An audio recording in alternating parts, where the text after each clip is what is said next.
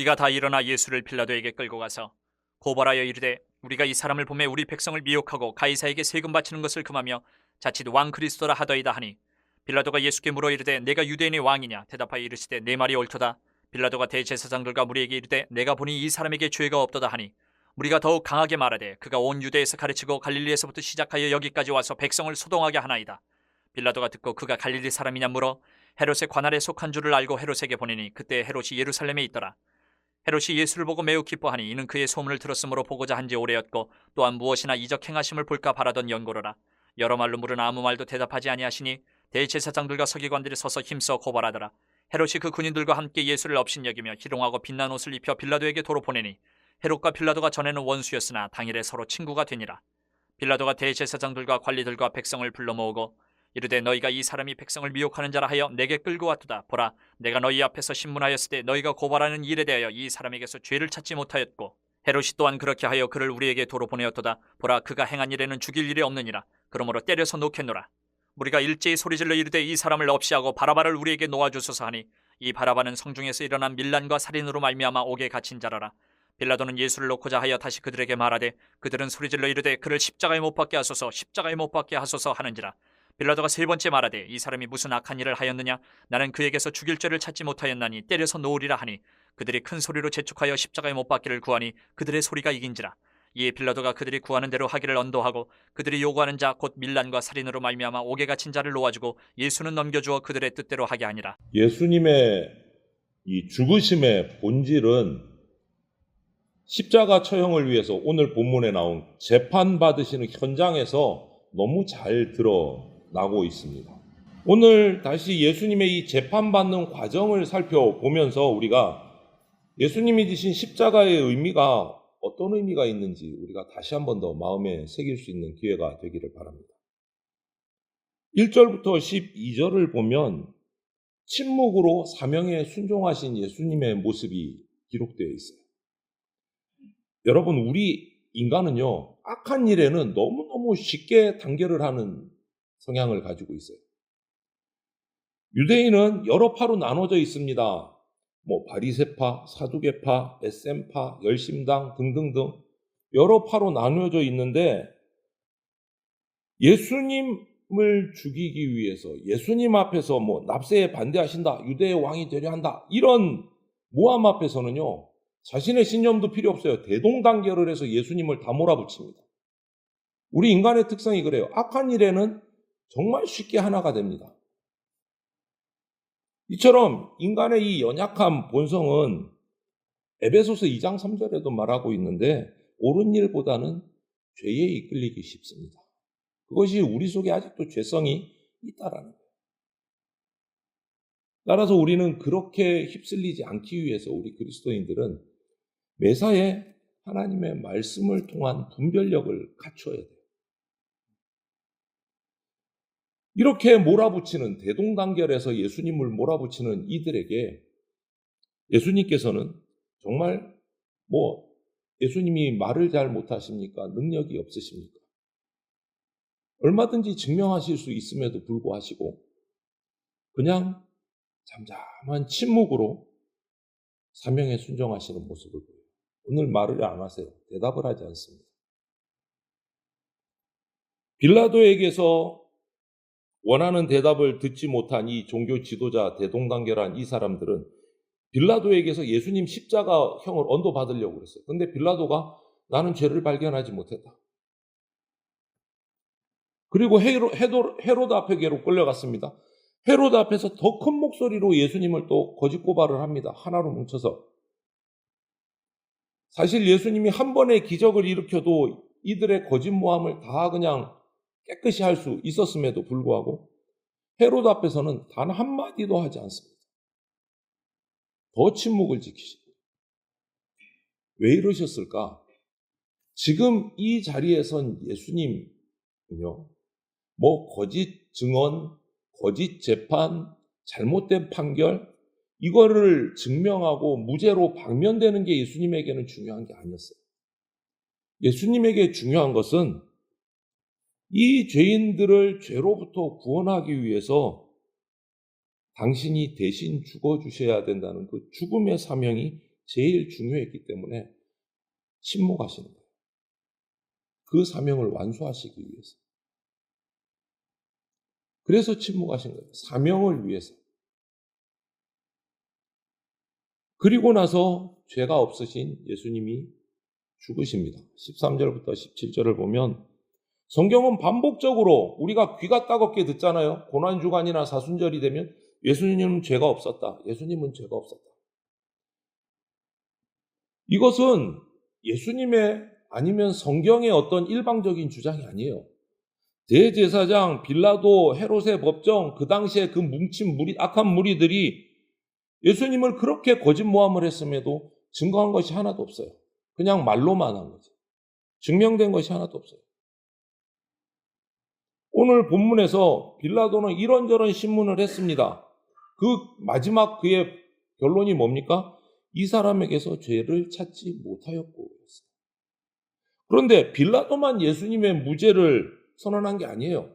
15절 보면 빌라도와 적대적인 관계에 있었던 헤롯조차도 그날은 빌라도가 한마음이 돼서 예수님의 죄를 어떻게 하든 묶어내려고 했는데 헤롯도 예수님의 죄를 찾지 못했어요. 그냥 무작정 고소하는 그들의 말밖에 없는 거예요. 증명된 죄가 하나도 없어요. 그렇다면 우리는 여기서 당연히 질문을 던져야 돼요. 왜 이렇게 성경은 예수님이 죄가 없다는 것을 강조했을까? 이러한 강조를 통해서 예수님의 죽으심의 진짜 의미, 본질이 무엇인가를 드러내기 위해서죠. 그게 뭡니까? 예수님의 죽으심의 본질이 뭘까요, 여러분?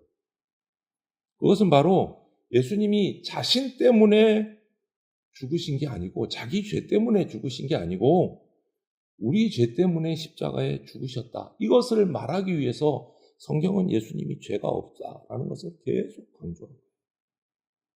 예수님이 자신의 죄 때문에 죽으신 게 아니고 우리 죄 때문에 죽으셨다. 이것을 강조하기 위해서. 좀 전에도 우리 집사님 기도하신 것처럼 우리 죄를 대신 지고 죽으셨습니다. 이것은 의인이기 때문에 가능한 거예요. 여러분, 죄인이 죄인을 용서할 수 없어요. 똑같은 그 나물에 그 밥이에요. 의인이 죄인을 용서할 수 있는 거예요. 그게 진짜 용서예요. 예수 그리스도께서 의인이셨기 때문에 예수님의 죽음이 우리에게 능력으로 나타납니다. 예수님의 십자가 죽음으로 우리의 죄로부터의 구원이 성취된 거예요. 그분만이 우리를 죄 가운데서 용서해 주실 수가 있고, 왜? 죄가 전혀 없는 분이시기 때문에. 모든 한 사람의 죄가 아니에요. 모든 사람의 죄를 다 감당하셨습니다. 예수님은 죄가 없지만 우리는 그렇지 않아요. 18절부터 23절을 보면 그것을 알 수 있어요. 여러분 한번 생각해 보세요. 지난 한 주간 자신의 삶을 한번 생각해 보세요. 아니, 어제 하루만이라도 한번 꼼꼼히 하루를 되돌아보세요. 내 입안의 박테리아처럼 우리 죄는요, 먹이를 주지 않아도 우리를 갉아먹고 살아갑니다. 그게 죄예요. 오늘 본문은 예수님을 십자가에 죽이게 해야 된다고 미친 듯이 외치는 그 이스라엘 백성의 모습을 3번이나 반복해서 그려내고 있어요. 3번이나. 마치 성에서 밀란을 일으키고 살인을 저질러서 옥에 갇혀 있는 그 바나바보다 예수님을 더 악한 사람으로 몰고 가고 있는 거예요.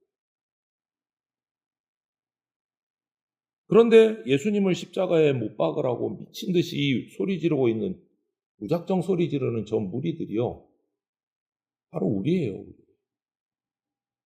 그 당시에 이스라엘 백성뿐만 아니고 바로 우리 인간들, 저와 여러분들이에요.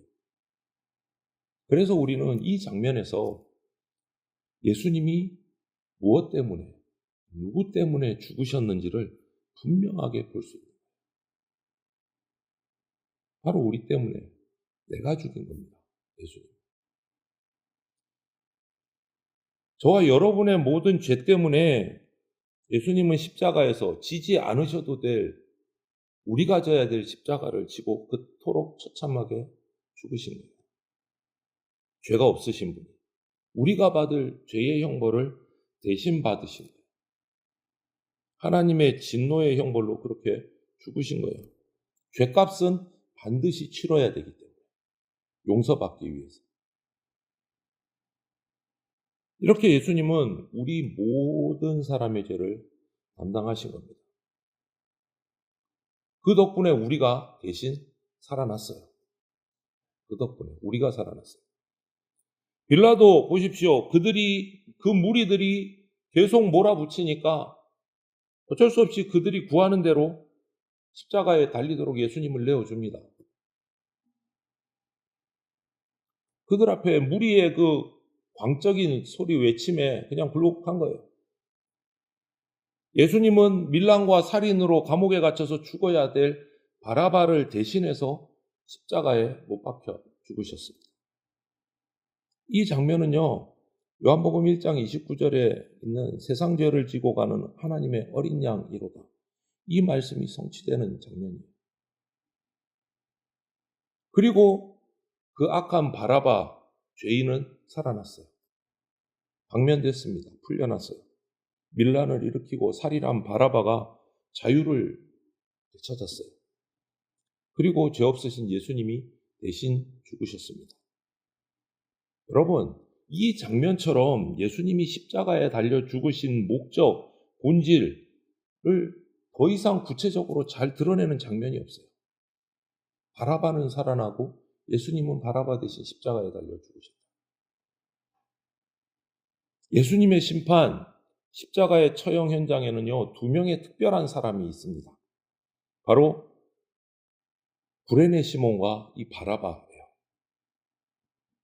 바라바는 예수님의 죽음의 목적을 보여주고 있는 인물이고, 구레네 시몬은 예수님의 길을 따르는 삶을 보여주는 인물이에요.